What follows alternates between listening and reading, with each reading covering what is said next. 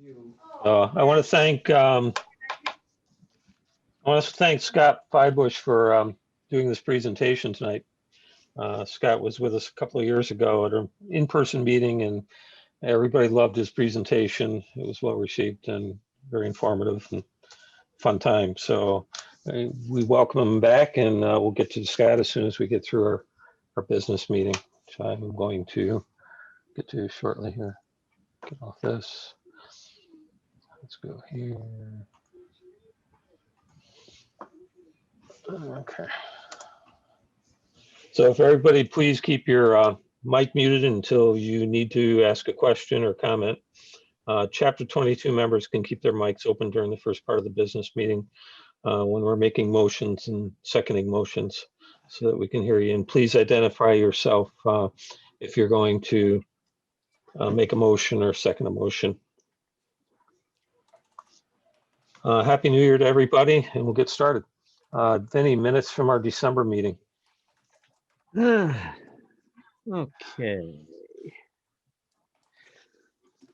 Meeting from December 16th, 2020, virtual via Zoom. Meeting was called to order at 7:04 p.m. by Tom. Minutes of the November meeting were read. A motion to approve by Craig Fox, seconded by Dean Leeson. Motion passed. Treasurer's report, no checks written, no income in the past month except for interest. Efforts ongoing to switch all banking over to the new treasurer. Working on the new credit card processing platform. The taxes, no change, still putting together the return. We are on extension. Motion to approve by Vinny, seconded by Jim Peck. Motion passed. Certification, no local activity. Frequency coordination, nothing to report. In national, ATSC 3 specialist exam deadline is December 31st for the next testing cycle. Dues will remain at the same level for the third year in a row. The December Web Extra will be John Foray and Ralph Hogan on December 21st. Under the Expo, November 4th, 2021 is tentative for the Expo. We may cancel for 2021. COVID restrictions would make the 21 Expo almost impossible. A decision on this is expected in a couple of weeks. We're always looking for your ideas for 2021 presentations. Email Tom or Nolan. A motion to adjourn at 7:20 by Tom, seconded by Dean Leeson. Motion passed. The program was Dean Leeson from DCL Digital Solutions and Philip Whitebloom from Video Flow presented Broadcast with Confidence over IP networks. And that's it. Any additions, changes, corrections, obscenities? Guess not. Who would like to make a motion to accept the minutes? Chapter 22 member, please. Jim Peck moves to accept. Jim.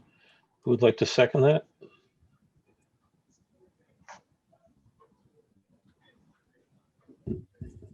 Anybody? Yeah, I'll second it. Okay, that's Gary. All in favor, say aye. Aye. Aye. Aye. Opposed, say nay. Okay, and before I move on, Dean Leeson said to say hello to everybody. He couldn't make the meeting tonight. Him and his wife have had some health issues, and he hopes to be back soon.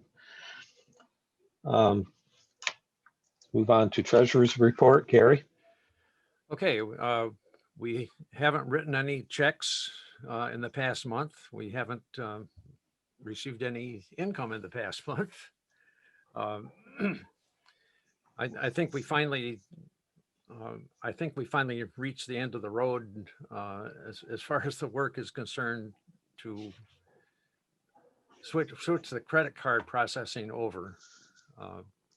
It has nothing to do with the change of treasurers. That's a change at M&T Bank.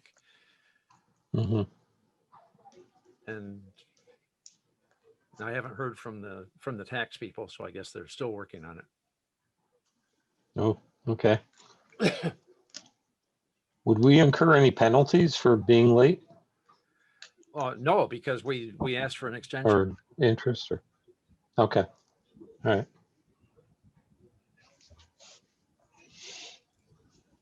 That's it on treasurer? That's it. I'll make a motion to accept the minutes or the report. Who would like to second that? I'll second it. Any? All in favor, say aye. Aye. Aye. Opposed, say nay. Frequency coordination and certification reports. Gary? There's nothing to report on either one. I was thinking maybe I could just take a minute here in lieu of that to mention a bit of Syracuse radio history trivia. I was reminded of this when I saw the picture of Scott standing in front of the KDKA historical marker. I don't think very many people realize that the first FM stereo broadcast using the current system was in Syracuse. The FM standard currently being used was jointly developed by engineers from General Electric Broadcast Division here at Electronics Park in Syracuse, and by engineers at Zenith in Chicago.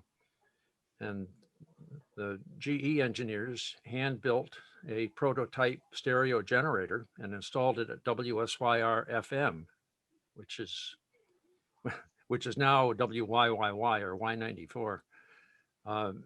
And the Zenith engineers similarly built one that was installed at a Chicago station. I've forgotten which one.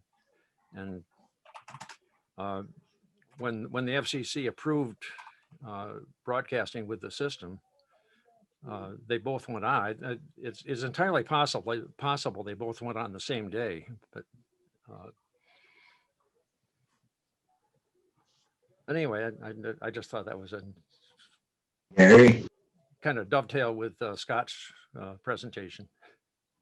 Yep. may I ask you when that was? I'm sorry?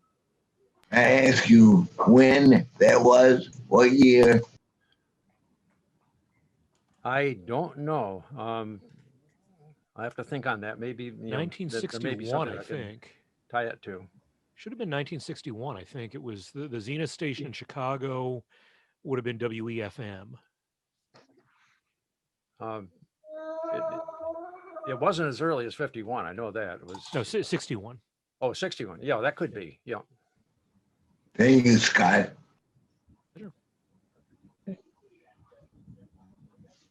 Anybody else have any other old business or anything they'd like to discuss here before we move on to new business? Okay. New business. Before I get into final notes from John Pori, this is what he sent the beginning of January. It's his final notes to the chapters. I'd like to introduce everybody to Jim Ragsdale, Executive Director of SBE. He took John's place. And Jim, if you'd like to just say hello and say a couple of words. Yeah, I want to thank opportunity for making me feel welcome, and I appreciate the invitation and really interested in hearing how chapter meetings typically go. So appreciate you including me in your business tonight. Sure. Welcome aboard. Look forward to working with you. You have no idea what you're in for. Then he knows he was board member. It's been fun so far. It's been a lot of fun. Good. Good. The new SBE Technical Professional Training Program begins January 1st. I believe there was an updated email after I had this PowerPoint put together today, but you can check it out at sbe.org. It's to help encourage and train new people in the broadcast media technical field. Stations, groups, networks, and state broadcaster associations are encouraged to cover the cost to sign up new or newer engineers. TPT includes SBE Member Plus membership, gives access to all SBE webinars, one download of the SBE Certified Broadcast Technologist, Cert Preview, exam prep software, SBE CBT exam session, a copy of the SBE Broadcast Engineer Handbook, and participation in the SBE Mentor Program. SBE membership renewals coming soon. Watch for the renewal letter watch for the renewal letter in the mail in early February. All membership dues levels are remaining the same for 2021.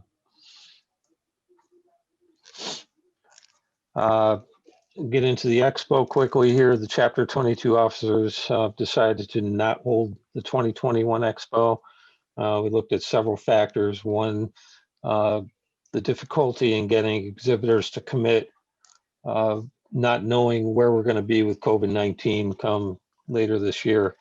And without the commitment from exhibitors, it's very difficult to plan an expo and put anything together for it and know how much we can actually, if we can even cover our costs. So the best bet was to cancel. You hadn't signed a contract. The most we'd be out of would be the $1,000 that they took from last year and put into this year as a deposit, even though we didn't have a contract yet.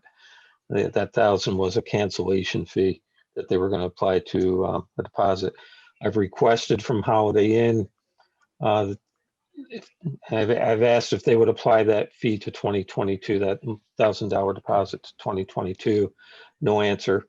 I did send them some suggested dates for 2022, and hopefully I'll hear back tomorrow from Kate Berry over at Holiday Inn. A couple of dates I came up with was Thursday, September 29th would be the expo. If National decides to hold their meetings with us in 2022, like they've indicated they would, then their meetings would be the 28th and the exhibitor setup would be the 28th. The other date I threw out there was September 12th with meetings and setup on the 11th. That'd be a Tuesday, Wednesday. I picked those dates because I try to work around the Jewish holidays, because I know we do have some Jewish exhibitors that will not come during the Jewish holidays, and that probably goes for attendees too. I think you misspoke there. I think that's October 12th. What did I say? September. Yeah. Oh yeah, September 12th. I'm sorry. Yep. Yeah, it's October 12th. I'm still dealing with a sore mouth here, so bear with me. Things aren't coming out the way I want them to. So that's where we are with the expo, and I'll keep everybody posted. We did have some exhibitors that paid for 2019 and moved that into 2020 and then 2021. We're actually going to be seeing if they will move their payment into 2022. Let us do that, or if they want a refund, we'll work out a refund. I'm going to send those letters out this week and have them reply to Gary. Gary, I'll send you a copy of the letters that I send out. When I hear from Holiday Inn, I'll get the officers together and we'll work on that. And of course, Jim Ragsdale, we'd like to, keep you in the loop here too. We did have a verbal commitment from the board saying that they would come to our 2022 show, and we're hoping that will still take place. Our next meeting will be February 17th, Wednesday, February 17th. The presenter will be, and maybe somebody can help me with the pronunciation of this, Igolgi, I-G-O-L-G-I. Their presentation will be ATSC transmission. The management of that company formerly held senior development positions at Thompson Broadcast. They approached me, they asked if they could present, and I'm more than willing to let somebody new on the scene do a presentation. It's good exposure for them, and it helps us out when it comes time for expo and recruiting new exhibitors. So as long as they have an interesting presentation, then I welcome them aboard. If anybody else has suggestions for presentations after February, then please let me know. Does anybody else have any new business they'd like to talk about, or any comments about the expo?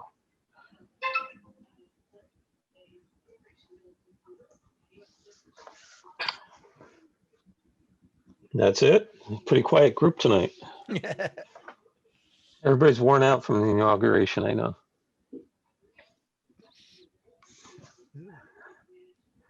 That's it. Who would like to make a motion to close the meeting? So moved. Peg seconds. In a Second. second? Okay. All in favor? Aye. Aye. Aye. Opposed? No? No. I didn't put my hand up for now. I'm sure everybody wants to move on. With that being said, now we welcome Scott Feibush from Feibush Media with his presentation, Tower Sites I've Known and Photographed. Thank you, Scott, for coming out for us tonight. Thank you for having me virtually and saving a I'll couple get hundred rid of the miles on my car going back and forth to Syracuse and Albany and maybe Buffalo. I get to just sit at home. I could get used to this. So let me get my screen sharing going here.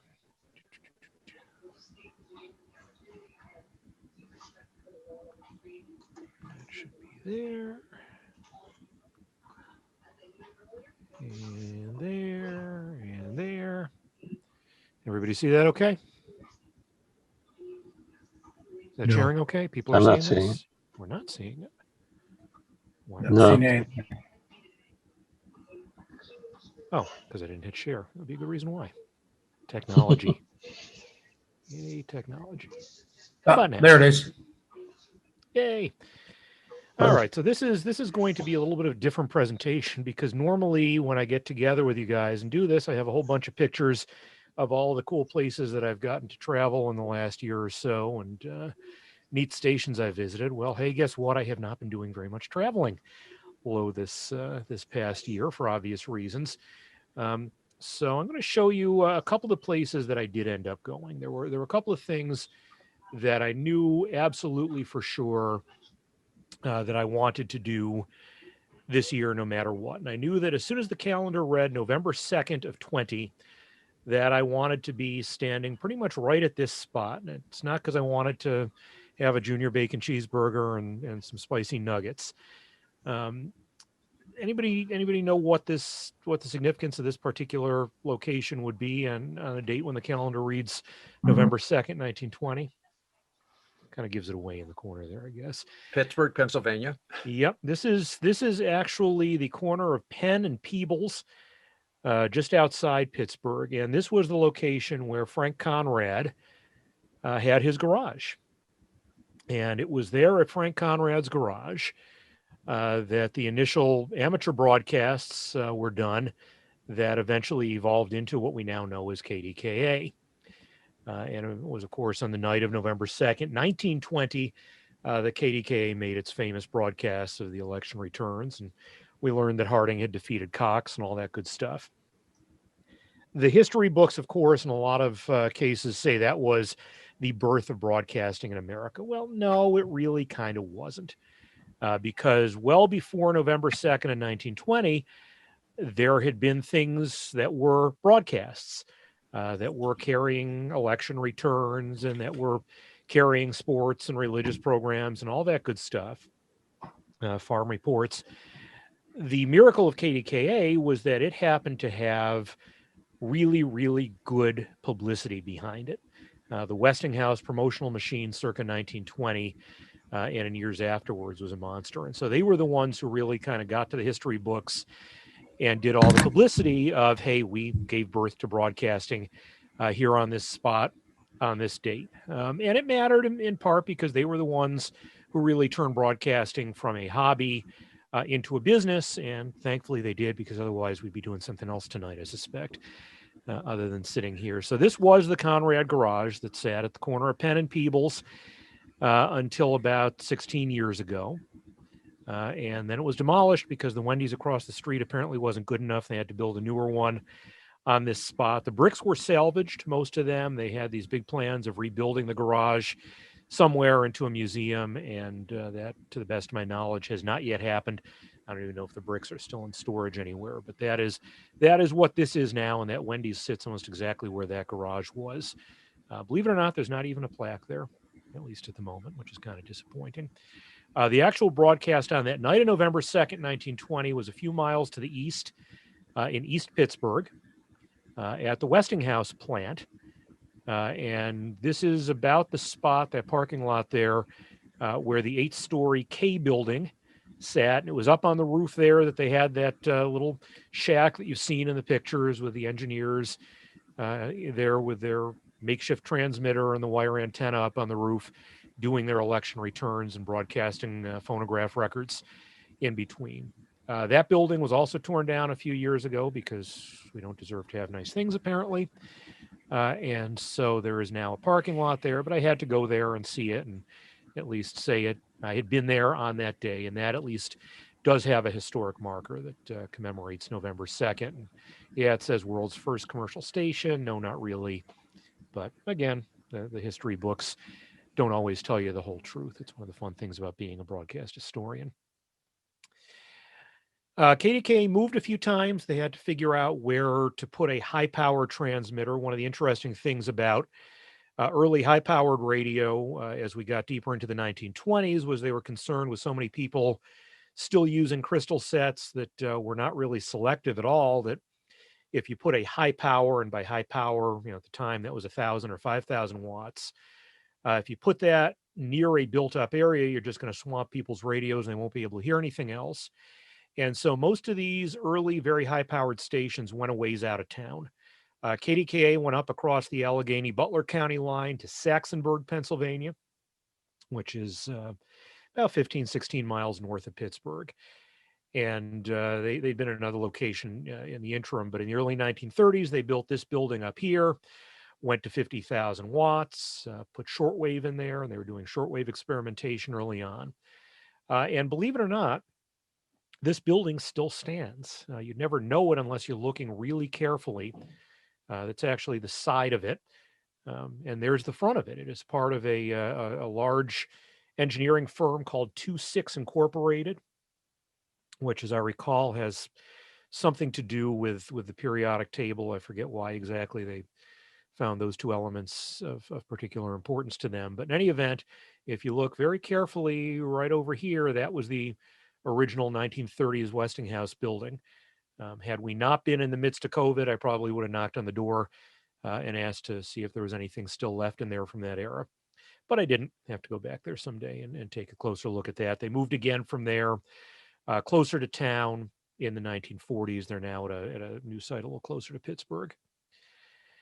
Driving around, I get to see a lot of things that don't exist much longer after I take pictures of them. This is another station in Pittsburgh, KQV, that has its own claim to being even earlier than KDKA. They claim a start date of 1919. Not really true. There was an experimental station that was called 8ZAE that belonged to a radio and electronics store in Pittsburgh that evolved into the KQV license later on. They had this 5-tower array that was just up north of Pittsburgh. This came down not long after I took this picture, actually. In 2019. So that's one that's not there anymore. They're diplexing on another site on the other side of town. This was one that I was hoping would survive till its centennial, and it didn't. This one has a lot of very sentimental appeal to me because this was the original WBZ. Westinghouse put this one on the air in September of 1921 from its plant in East Springfield, Massachusetts. You probably think of WBZ as being a Boston radio station. Eventually it was. They started out with a relay transmitter in Boston. They were experimenting early on with synchronous relay transmission, and then eventually moved the WBZ license over to Boston and put the synchronous relay transmitter up here in East Springfield. It lasted there until 1962 when it went off the air. The towers remained standing until just a few years ago. And then this whole facility was demolished. They were going to, I think, put a shopping center there, and I don't believe they ever did. I think it's just sitting there empty. Thankfully, I did get a couple of pieces of angle iron from each of those towers as part of my little collection of radio relics. But I was really kind of hoping that I'd get to go there in September of 21 to commemorate that centennial. And unfortunately, there is nothing left there to see, and I think not even any kind of memorial plaque.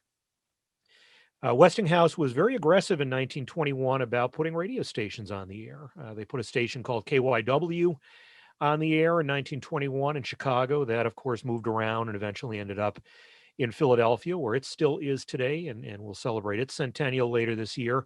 Another one that will have a centennial in October is what we now know as WABC. and it was originally WJZ. It was at another Westinghouse facility that was in Newark, New Jersey. It wasn't until a few years later it became a New York City station. It did not stay with Westinghouse. It got sold off, merged rather into RCA, became the flagship of the good old RCA Blue Network, which eventually became ABC. This tower site is right along Route 17 in Lodi, New Jersey. If you ever drive I-80 in and out of New York City, you drive right past this as you're going through the greater Lodi and Hackensack area. The tower was actually moved to this site in 1943. There was a wartime decision to relocate it to use the previous site out in Bound Brook, New Jersey, as a shortwave site for the Office of War Information. They wanted to get the AM station out of there. And so they literally moved the existing tower in pieces, dismantled it, put it back up in Lodi, New Jersey. And so it's actually one of the oldest AM towers that's left anywhere. It dates back, I think, to the mid 1930s. So that site is still there. If you are a fan of the show The Sopranos, and you drive by here on Route 17, you go right by what was used as the exterior for the Bada Bing, the club from The Sopranos, which is actually called the Satin Doll, and sits right outside this site in beautiful Lodi. So there will be a bunch of stations that will be marking centennials this year, and a whole ton of them coming up in 2022. And I'm hoping to get around and help a bunch of these stations celebrate their centennials. This is part of the class in 1922 from upstate New York. If we've got some friends here from our Albany chapter, this, of course, is WGY, right there along the thruway, right where it meets I-88, outside of Schenectady. This site was developed by GE in the 1930s. They did shortwave out there as well. The vertical tower dates, I believe, to the very late 1930s. I think this went up in about 1939. Still has those call letters there. Very impressive site as you drive along the thruway. And actually, as we're going to explore a little later in this presentation, this is, I believe, one of the very oldest sites remaining anywhere in New York State or anywhere in the Northeast.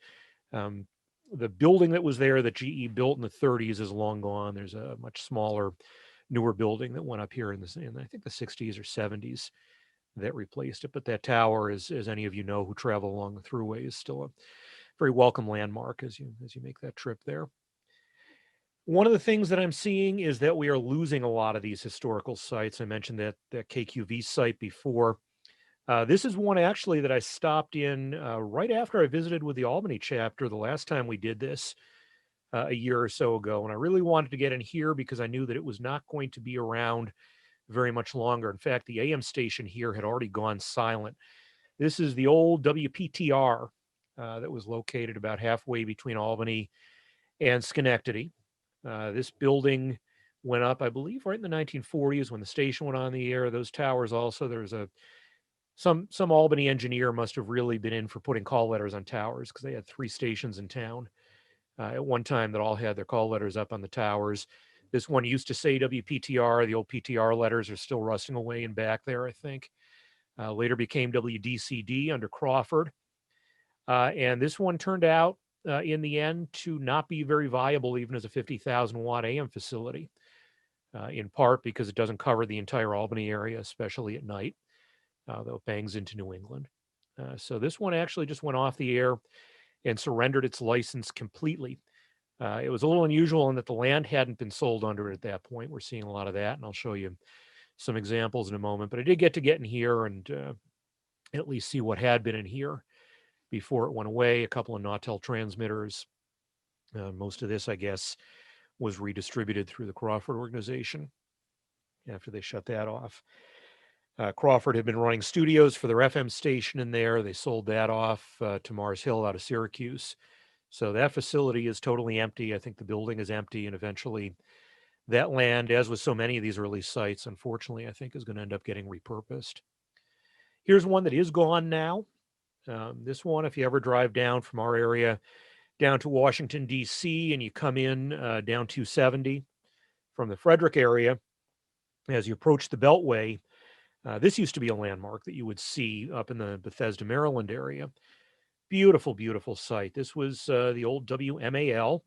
This was built by NBC when this was their Blue Network station in Washington, circa, again, about 1940, which is when so many of these directional arrays went into service. And this sat at the time in a pretty rural area, a good ways outside of Washington. Well, a funny thing happened over the years. This became an incredibly desirable residential area. And so the Beltway got built right next to it. I-270 got built right on the edge of it. A whole bunch of very expensive housing developments got built around it, and the land became insanely valuable. And if somebody comes knocking on your door, if you're Cumulus or pretty much any other owner, and says, hey, we'd like to give you $75 million for this piece of property that hosts an AM station that on a good day is worth maybe $10 million, what are you going to say? You probably say, okay, we can move our AM station. And they did. A few years ago, they moved this, they diplexed it on another somewhat less useful site, a little further out to the north and west. The building, which had been here, again, since 1940, was the first thing to go. This got torn down about 4 years ago. It was a neat building, and I'm grateful to Dave Sproul, who some of you may know, now retired from the Washington area, for giving me a really phenomenal tour of the place. This building at one point in the 70s had gotten built out with studios as well as transmitter when the radio got sold off separately from TV. And so there had been studios in here at one point. A lot of the station's history had moved out to this building. Dave was a big collector of history. And so there was a lot to see in here. The transmitters had changed around, obviously, over the years. I think that that DAX in the middle was the current transmitter at the time that I was there that was on the air. But a really neat facility. The building came down first. Everything that was needed was moved into a trailer on the property.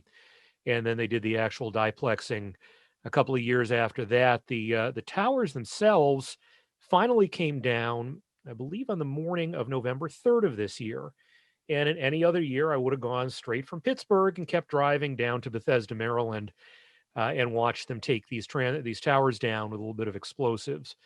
Again, because of COVID, didn't have the chance to do that. There is some great video online. If you go look up WMAL tower demolition, you can watch them blow these. And it happened really fast. It didn't take much at the base of each of them. Just boom, boom, boom. And down they went. And this will eventually become a whole bunch of luxury homes. Interestingly, this is one case where the neighbors would rather have kept the towers there. And how often do we get to say that, right? But this area was used by a lot of the neighbors there for exercise and for walking their dogs. WMAL was good about opening it up for them and letting them walk around there. The bases were pretty well fenced off. And so the neighbors were not happy about losing all of that green space in the middle there. But so these things go. Plus, the Toll Brothers, people are going to be building the luxury homes in there. Everybody's property values, which are already insane in that area, are going to go sky high. Also true. I mean, we're talking about homes that are probably $2 million homes to begin with. So, yeah, and it's interesting because you never know if you go back and look at the history of when these were put where they were put. You know, they were built where they were because in this case, they had to protect stations on 630 in Lexington, Kentucky, and in Providence, Rhode Island, and I think one up in Canada and Minneapolis. And so where do you put it? Well, you put it up to the north and west and blow everything to the south and east. And you never know what's going to end up being the spots where the luxury homes end up being built or where the shopping developments end up being built. We've seen some of that around Rochester, where everything in the 40s got built pretty much due south of the city in what ended up being my neck of the woods here in Brighton. And so all of a sudden, some of that land has become desirable. We've already lost one of those transmitter sites to redevelopment. There's an office park that sits where that one used to. It is entirely possible if the housing development behind another one hadn't failed and gone bankrupt, that site probably would have been a little more threatened than it was too. The one good news, by the way, about this site, for those of you who know Dave Sproul, is that he salvaged all of this stuff from the building and it now resides in his basement. And he did a great presentation for the chapters in DC and Baltimore a couple of months ago that I think they recorded and I think they have up on video somewhere. Really going through all the nuts and bolts of this site. So that was a cool one. Here is what I believe may now be the oldest site in New York State. I'm not 100% sure of this, but this was the original or nearly original WQXR site that was built in Maspeth, Queens, right by Newtown Creek, right by the line that separates Maspeth from the Greenpoint neighborhood in Brooklyn. This site went in the mid 1930s. This had been an experimental station. This was William V.L. Hogan, who built W2XR as a way to experiment with super high fidelity AM broadcasting. And the FCC in this era, remember the dial ended at 1500 then. And they took that band between 1500 and 1600 and said, we're going to do some experimental high fidelity broadcasting here. Space it out at 20 kilohertz increments. Let stations go all the way out to 20 kilohertz audio. And so that's what W2XR experimented with. They moved in the mid 30s from Hogan's laboratory elsewhere in Queens over to this site and put up what was initially, I think, a 2-tower array on 1550 originally and then 1560. The New York Times bought the station in the early 1940s. It became WQXR as a full-fledged commercial station. The current 4-tower array there went in 1956 when they went to 50,000 watts day and night. And an interesting thing happened to this site too, because what started out as just industrial and open space along Newtown Creek eventually became just completely paved over with warehouse space. So you look at this picture in the upper right, and it's incredibly deceptive because you think, oh, we're out at a placid transmitter site in the middle of the country. No, you are not. You are completely surrounded by warehouse space. What was originally the access to the site from the north is completely hemmed in by warehouses now. Down here on the bottom, you see where the actual access is, and that came in through the Manhattan Beer Company distribution center. And you actually have to check in with them now and then drive around back to get into the transmitter site. And I say this mostly in past tense because literally any day now, this is going to go off the air if it hasn't already. This is another one where development pressures way outweighed the value of the radio station. Family stations ended up with this one after it had been owned by Disney for a few years. And family stations got another one of those offers it couldn't refuse from a developer that wanted to put a logistics warehouse here to do a whole bunch of just-in-time distribution and truck staging, because this is right by the entrance to the Queens Midtown Tunnel and right by the BQE and not too far from LaGuardia and not too far from JFK. So a really good site for them. And so they made an offer of, as I recall, $51 million for a station that, again, maybe is worth 7 or 8, maybe 10 on a good day. And so this site will be going away any moment now. It's already down to running on just a few of these towers because in the process of doing drilling for core samples to figure out what they were going to be able to build there, they drilled right through a couple of pieces of transmission line that they're not going to bother repairing. So it's already on an STA. And again, lots of history in here that will go away when this goes away. Imagine all the engineers who work at that bench over the years. This is the current transmitter space here. This was largely, as I recall, a Herb Squire production. For those of you who know Herb from down in New York City, when he was at WQXR, I believe he put the DX50 in, and then Disney later on did that newer Nautel, but they took what I think had been a garage area and completely rebuilt it some years back for a newer transmitter space and just kind of left behind where the old stuff used to sit. And again, all this will be gone any moment now if it's not gone already, which is part of why I thought it was important to get in there and try to document that. Well, I could. When that goes away, that raises the question, okay, what becomes the oldest transmitter site left in New York State? There is nothing left standing that is still in use that I know of from the 20s or the early 30s. The WGY site, at least in that location, is at least mid-30s, if not earlier, but the building and the tower are much newer. So that's sort of a George Washington's axe where they've replaced the handle and they've replaced the blade. You know, at least the piece of land is still there, but there's nothing to see historically. There are a whole bunch of AM sites, as we mentioned, that go back late 30s, early 40s. WSYR in Syracuse would be one of those. WBEN in Buffalo, that site is 1940. One of the towers there, I think I figured out, actually dates to the late 30s and moved over from an earlier site of theirs up on Shawnee Road. But this, believe it or not, may turn out to be the oldest space that has been in continuous use for a broadcast transmitter anywhere in New York State. And this, of course, is the Empire State Building, and specifically the north side of the 85th floor of the Empire State Building. And this now is one of a warren of small rooms that have been carved up. Up there, you go around the corner in one direction and you get to the big combiner room where they feed 15 stations into the master antenna. You go over to another corner, and what's now the K-Love station, WPLJ, is there. There are a couple of spaces that had been used by analog TV stations that have since moved out. But this particular room here, Alex Roman, who many of you know from New York, did the most recent rebuild of this space. There are 3 FM stations that are that were owned by Emis when I took the picture. It's a new company now down there that controls them. But these stations here, one of them is WQHT 97.1 Hot 97. And you follow the history back of where 97.1 in New York has been. Well, that was the old WYNY, which was owned by NBC. And before that was WNBC FM and WEAF FM. And before that, W2XWG.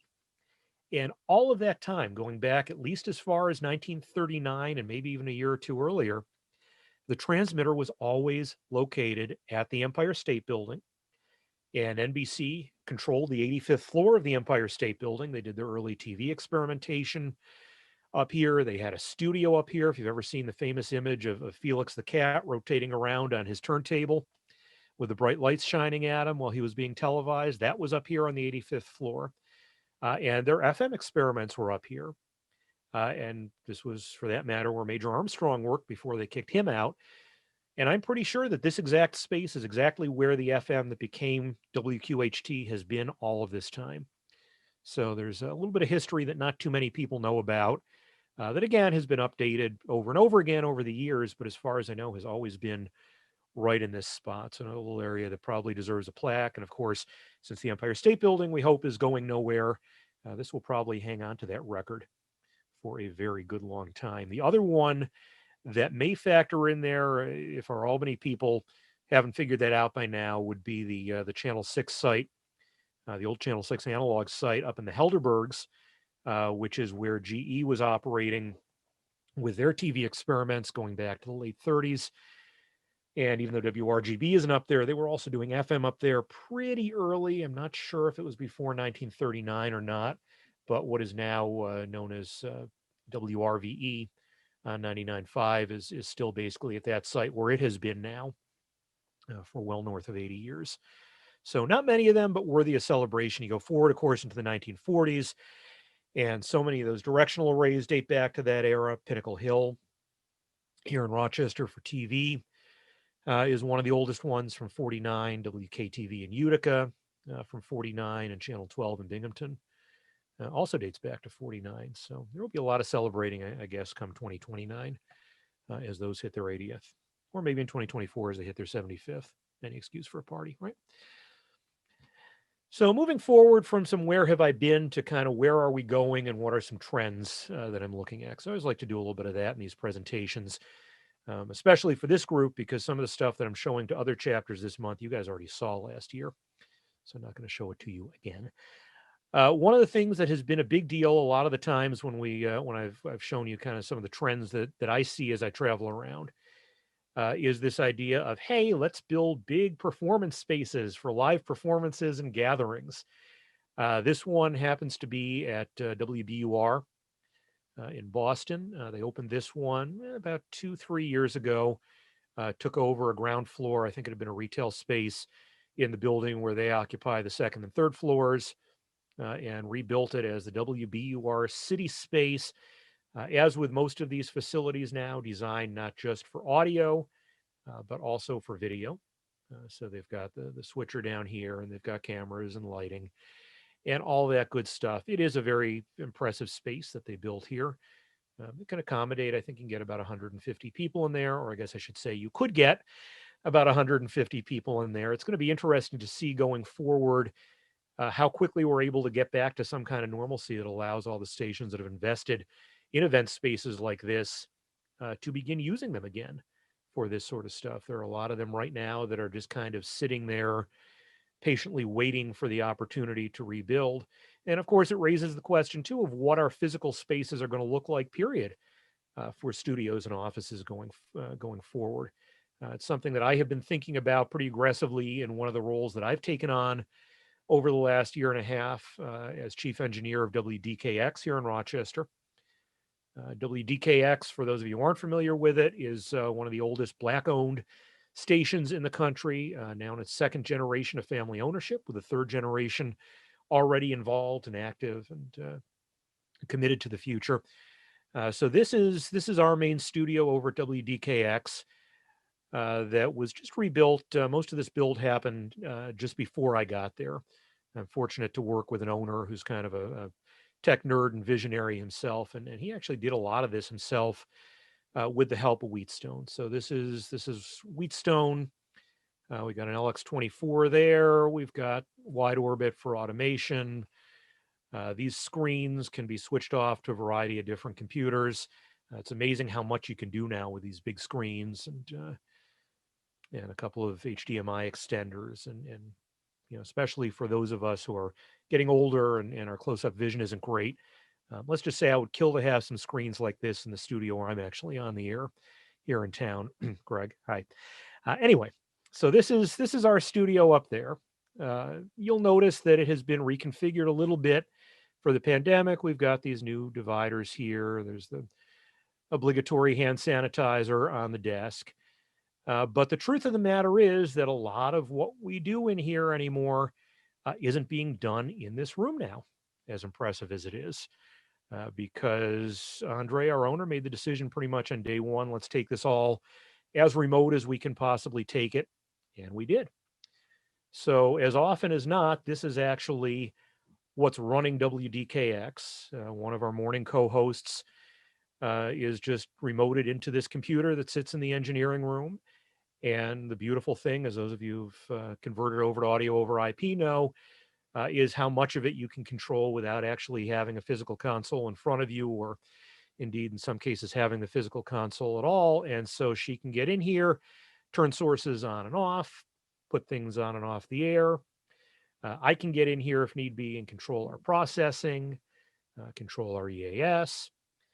We have found a couple of different fairly inexpensive ways to get audio back and forth remotely. I've become a convert to the Comrex Opal. We got a couple of channels of that running in addition to a rack mount access. And believe it or not, we're doing a lot just with FaceTime. We've got a couple of little mini Macs in the studio, one of which was already wired in to handle our phones. We have 3CX and a VoIP phone system running in there, and that actually is our phone system. We don't even run a formal phone hybrid in there. I was not a Mac guy coming into this. That system was already there. I've been really pleased with how robustly that's worked for us. That's been pretty successful for us. But you know, the question that we're asking moving forward, that I think a lot of stations will be, is really, okay, how much, if we can do this, how much do we need a physical studio? We're in the process now of converting at least one of our two prod rooms, which are still old-fashioned analog. We're converting those over to audio over IP and over to WheatNet. And one of them may end up not having a console at all. We may just do glass in there with a version of this, because there's really just not a lot of need for it now if we can get the talent adjusted to it.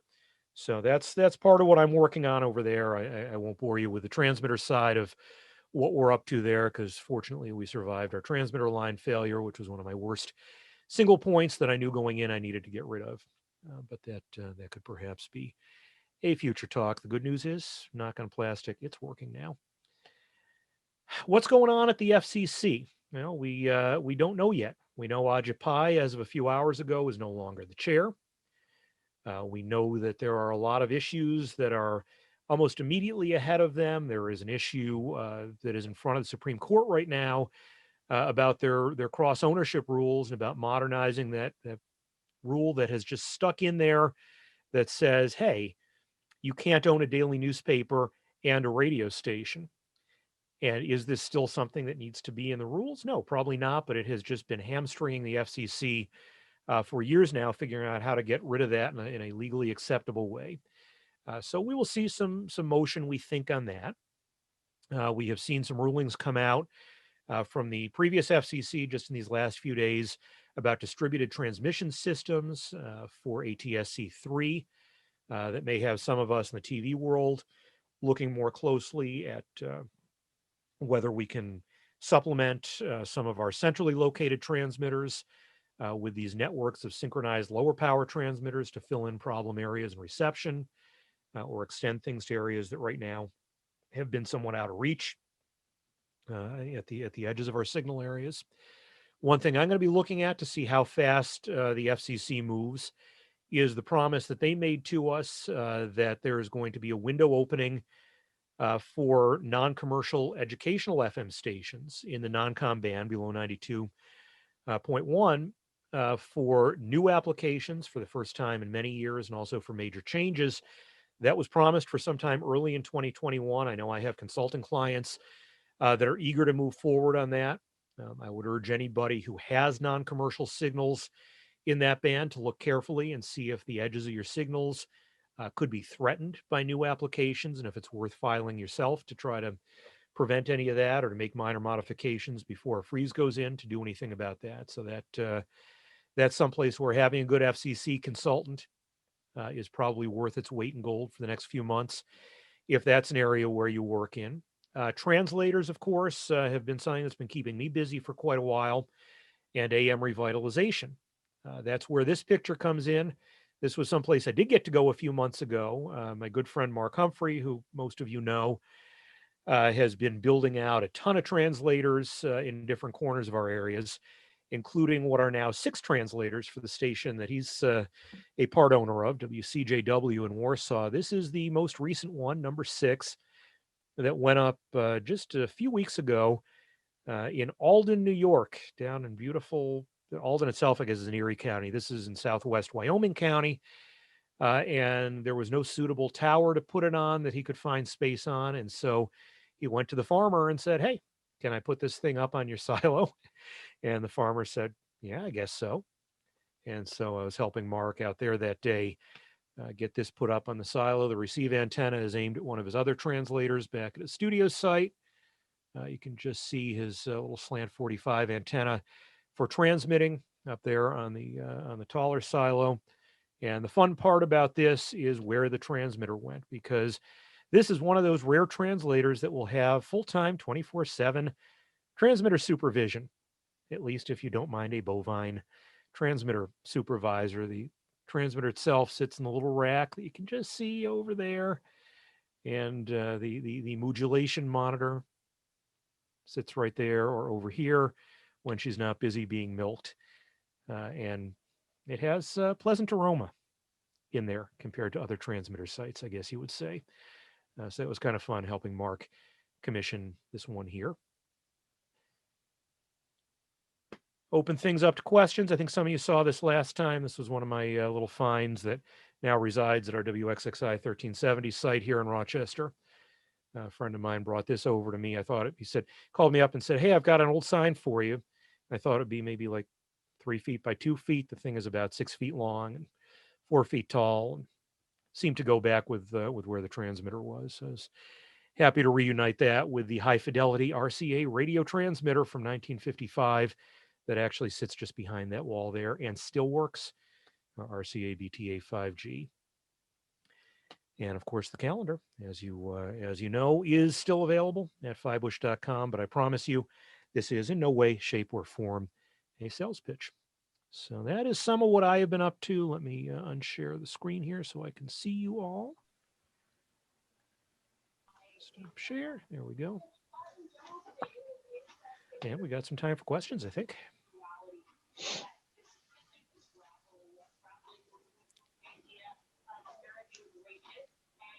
No questions? It's the quietest group we've had in a long time. One comment about the silo site. You can probably get fresh milk there. I don't recommend the cookies. Indeed. Now the funniest thing about that, actually, I took my 12-year-old up there with me. He had a day off virtual school, and so he took a ride down there with me. And next thing I know, I turn around, the farmer says to him, "Hey, I got to climb up to the top silo. You want to go up there with me?" And I look up and there's my 12-year-old kid standing on top of the silo, 90 feet up. So if anybody needs an inexpensive tower climber for a project, I can't vouch for OSHA compliance, and I think Nate might have a few things to say about it, but he's available for that. Scott, this is Ed. Ed. Some time ago, the FCC changed the rules on critical arrays to eliminate critical arrays and let them default to regular AM pattern and tolerances. Has there been any increase in interference regarding that? I haven't heard any complaints about it. The band at this point, as any of you know, who have to deal with these things, the state of enforcement is abysmal. The truth of the matter, even before the pandemic, obviously, is that the FCC was really only responding when there was a good, solid, substantiated complaint from another broadcaster that they were receiving interference. At this point, my understanding from the pandemic now is that they literally are not going to roll the Enforcement Bureau out to travel unless it's something that is a life and death emergency, like it's interfering with air traffic control. That's what I've heard from some of the people who are dealing with pirates in some of the areas that are more pirate infested than we are. I haven't heard. I think the truth of the matter probably is that there is more interference coming from stations that just aren't switching to night pattern at all when they're supposed to, or night power, and the Enforcement Bureau just really isn't catching up to it. I know dialing around, I hear a lot of stations that clearly I should not be hearing on the frequencies I'm hearing when I'm hearing them, if you get my drift. Yeah. And the commission really right now just isn't paying a lot of attention. I think they're willing to give stations a lot of leeway on the AM dial just to remain on the air at all. One thing that'll be interesting with this commission as they move forward on the whole AM improvement rulemaking is to see whether or not they're going to move on some pieces of it that would allow some more interference, especially at night, to the existing, the class, what are now called Class A. The old clear channels are still protected from interference in some parts of their skywave coverage areas. There has been an ongoing rulemaking process. A lot of people, myself included, have submitted comments on a variety of sides of the issues. I think everybody agrees that most AM stations don't derive any valuable listenership these days within their skywave coverage. But the question is, if let's say a station on 1030 in Minneapolis is allowed to operate at night, will it be putting more interference into what is now the existing ground wave coverage, let's say of WBZ in Boston on the same frequency? And will it rip up coverage within their existing ground wave that they depend on right now as part of their local market area? And so I think it'd be interesting to see who becomes commissioner, or who becomes chairman rather, and how the commission comes down on some questions like that, because we just, it's too early in the new commission to know whether that's even going to be a priority for them at all, or if it becomes the sort of thing that just gets kicked down the pike for a while longer. The other one too is the question some AM broadcasters are asking of, if all of my listeners now are listening on my FM translator, why do I still need to operate on AM at all if nobody is actually tuning into it? It's a legitimate question. I'm not going to name names, but I was driving around a few weeks ago and heard one AM station that feeds a translator, and all of its audience is on the translator. The AM was nothing but distortion. Something had gone wrong, I think, in the final of the transmitter, and it was broadcasting nothing but noise. At what point does the FCC bow to that reality maybe and say, okay, what's the point of still having that AM transmitter on the air at all? That hasn't happened yet. There are some arguments against allowing that to happen, because then the FM becomes a secondary service with nothing protecting it if it gets kicked off by somebody else moving. So there's a lot of regulatory pieces that may need to move to make that happen. I know for sure I have some clients who would love to be able to turn off their AMs and go FM only down the road. So that may be an interesting development down the road too. I mean, it's a thoroughly mature medium. How many media can we still use after 100 years where a receiver that's 100 years old will still work? Your phone's not going to work in 5 or 10 years on the network that it works on. My laptop probably won't work in 10 or 15 years. So kind of amazing. We should all kind of raise a toast to still being able to make AM radio work after all these years. It's kind of impressive. But unfortunately, Scott, if anybody like me has a house full of LED lights, you can't listen to AM in your house anymore.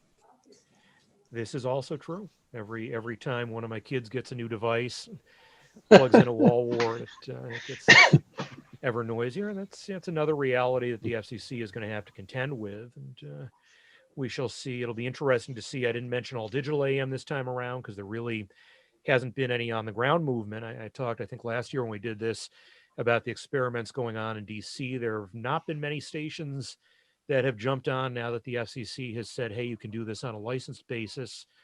I don't think there will be a ton of them, but I think in certain cases, if you've got one of these AMs sitting there doing nothing else, and you have a market where enough people maybe have HD radios in their cars, it's an interesting tool for doing something with AM that works a little bit better at lower signal levels around some of that interference, at least in my experience. Hey, Scott, I'm curious. is there any talk about with the digital AM and translators and tying that into a weird transition that we haven't seen yet?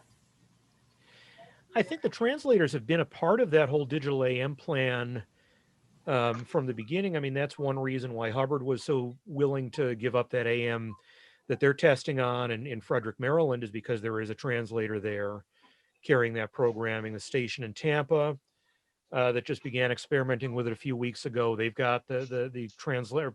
That one I think actually has a full power FM and a translator that are both carrying the same programming. So yeah, I mean, I think there's been the assumption all along that you can do that because of a translator. Now, one of the questions that came up where we really didn't get the answer we wanted, a lot of us from the FCC, was, okay, we know with digital AM that even though current receiver firmware can't decode it, that you can at least transmit a second HD2 audio channel on AM. Could you then use that to feed different programming to a second translator?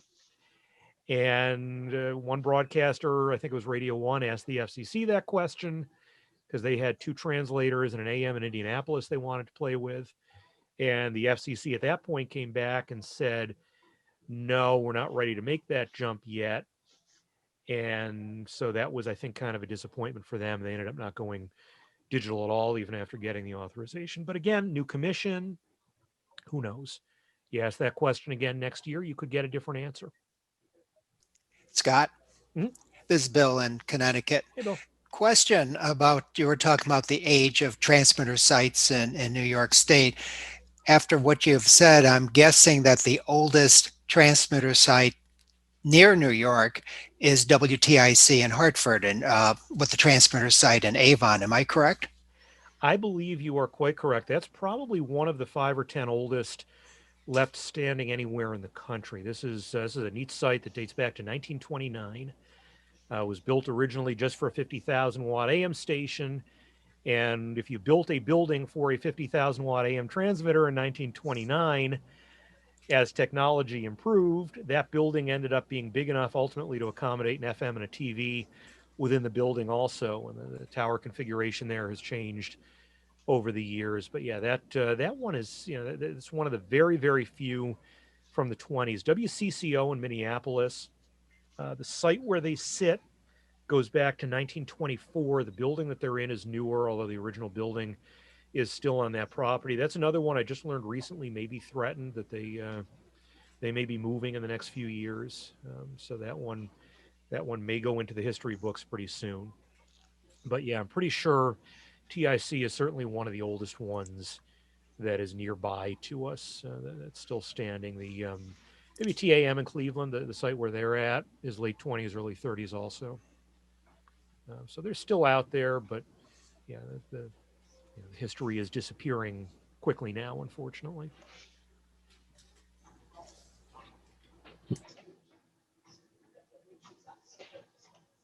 I'm curious about 103.5 in Albany. I've been going to look this up, but I never got around to it. What kind of power are they putting out? Where are they located? I picked them up nice and clear here in Utica.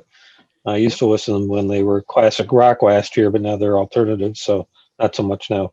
Yeah, that one, that's actually the reason you're hearing them so well is because even though they fringe the Albany market, that one is actually licensed Cobleskill.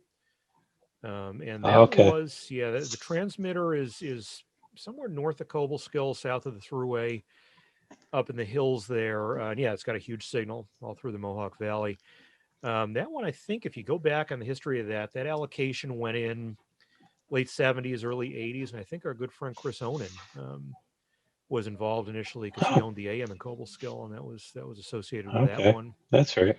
at one point. But yeah, that gets out kind of the same way that WJIV in Cherry Valley gets out, and covers that broad swath along the through. And of course, for many years, that was simulcast on the Class A on 103.9 in Albany to reinforce that coverage, and then Town Square split those apart just last year. But yeah, that's why you're hearing that Okay. where you are. And that actually brings up, speaking of older transmitter sites, the Cherry Valley FM, the one that is now Family Life in DeRuyter, the site up on Bristol Mountain that now has one of iHeart's stations on it. And there are a couple others, Con Hill above Ithaca, and the one in Wethersfield, New York. Those are all important for early FM because those all go back to 1948, and that was all part of the rural radio network that served the farmers of New York thanks to the Grange. And most of those buildings at this point are still standing up there, and I think even one of the original towers may still be there. Most of those have gotten on in years enough that they've been replaced. But there's a whole story to be told on that. Mark Humphrey actually has done more of the research. One of those sites that is not in use anymore was the one that was up north. Was the site in Turin, which, if you make the triangle of Syracuse, Utica, and Watertown, is up on the Tug Hill Plateau, right beneath all the snow. And that site was only on the air for a few years in the late 40s, and then they realized it was just too expensive to keep that running with a generator up there, and they turned that one off. But Mark went up there at one point. It was used as an intercity microwave TV relay at one point. And I guess that building is still up there, even though there hasn't been FM there for going on 70 years now.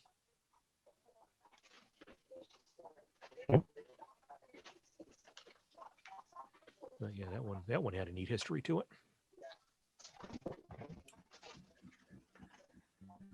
Anybody else got anything?